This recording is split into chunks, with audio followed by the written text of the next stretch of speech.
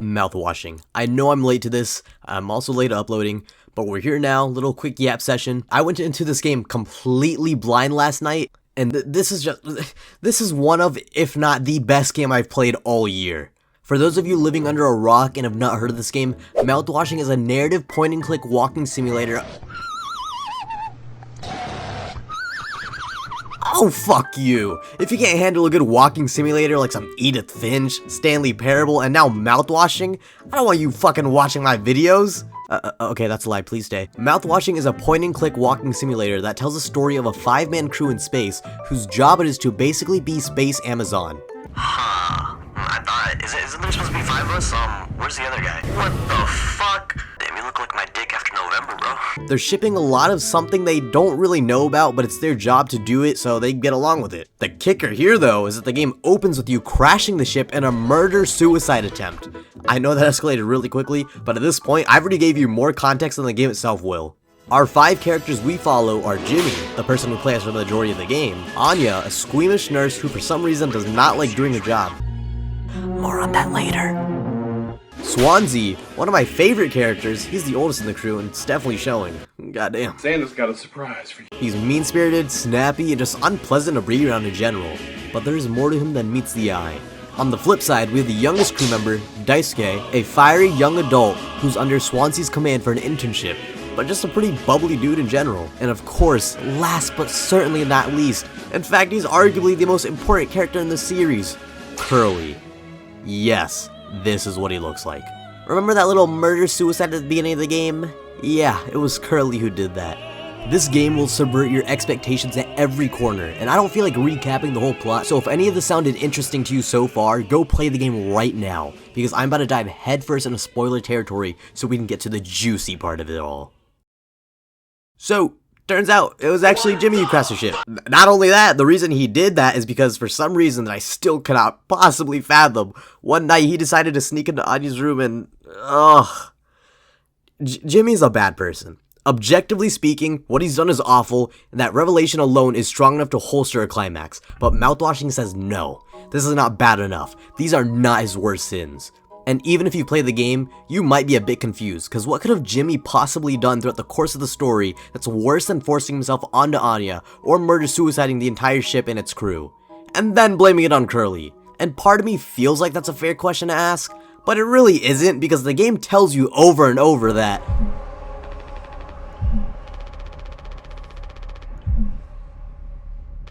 something that bugged me in my first playthrough, and was the first time I considered that maybe Jimmy wasn't a good guy, was during the birthday surprise party for Curly.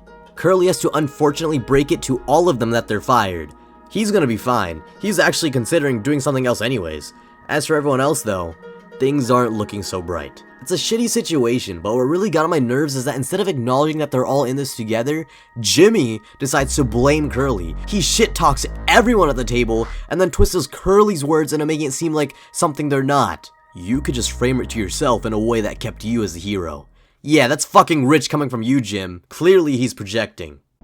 And speaking of projecting, I think one of the most genius things this game does is it essentially always has you believe that you, the player, are playing as the asshole.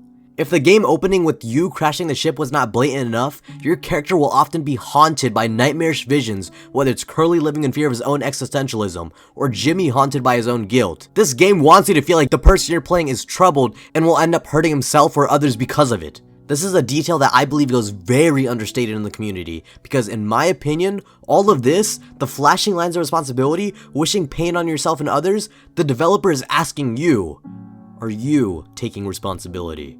None of us have done anything as horrid as Jimmy, but the developer made him commit such extreme sins and then had us play as him because it was their direct way of telling us that none of us are perfect. We all have our flaws, we all make mistakes, nobody's a saint, but do our worst moments make us a monster? Jimmy is an irredeemable character, but unfortunately it's not for the reasons a lot of people think.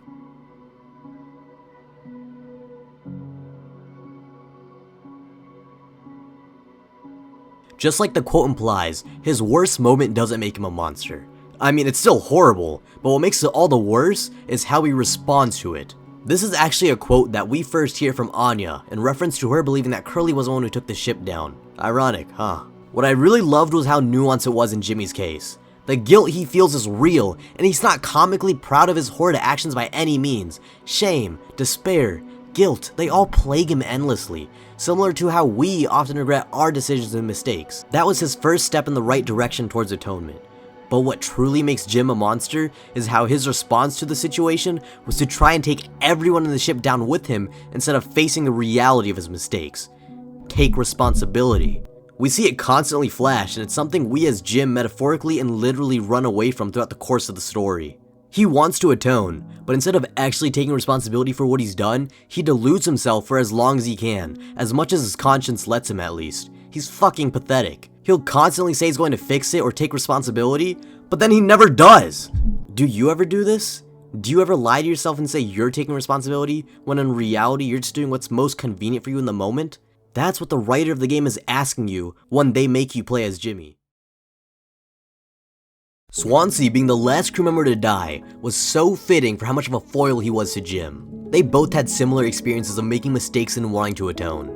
Swansea talks about how he realized there is no outrunning his past and he chose to embrace it. It may sound hollow because all he was a drunkard, but he's arguably one of the most morally sound characters on board. He was ready to sacrifice himself for the youngest crew member, Daisuke. I see a lot of people say that Swansea is just as complicit as Curly for knowing about what Jimmy did and not trying to kill him sooner. But to that I tell ya, he expected all of them to die anyways. In Swansea's mind, Daisuke was supposed to be the only person who could make it home and live a full life, even if that meant he had to lie and hide the escape route from the others. Until fucking Jimmy ruined that too. But that willingness to sacrifice himself, that's what embracing his past got him. Even if it's hard, even if it seems wrong, it's only in accepting your past that you can embark on the path to the next best version of yourself. And that's the step Swansea took that Jimmy never could.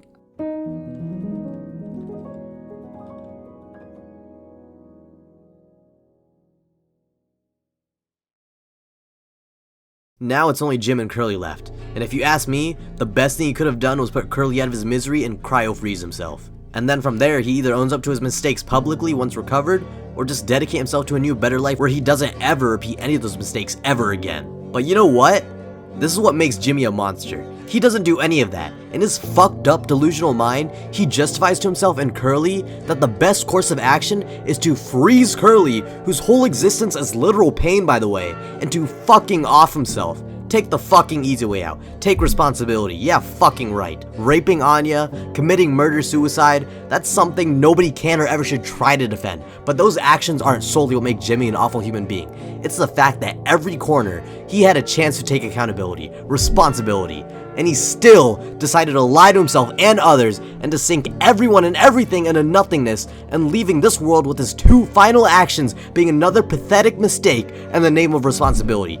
Curly was complicit, and him being forced along every single one of Jim's mistakes, as he can now only watch in horror, is his punishment. He chose to stay by his side. He chose not to take things more seriously, and now he's going to be forced in life and death to bear the sin of observation. It's left unknown whether the cryo-freeze worked and Curly was recovered. I've seen theories that argue he was recovered, and others stating that he wasn't or died beforehand. I think it's fine to hypothesize about what could have happened after the credits roll, yet at the same time, I believe it's disingenuous to the story, because that's not what the writers were trying to make you think about. They chose to end it there, because they didn't want us to know what happened. We're left feeling empty, terrified, and vexed, just like Curly. But there is a silver lining.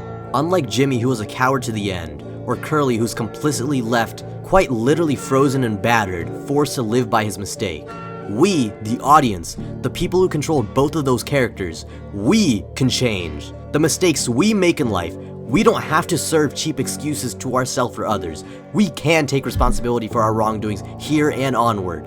That's the power we're given, so we don't end up feeling the way they all did.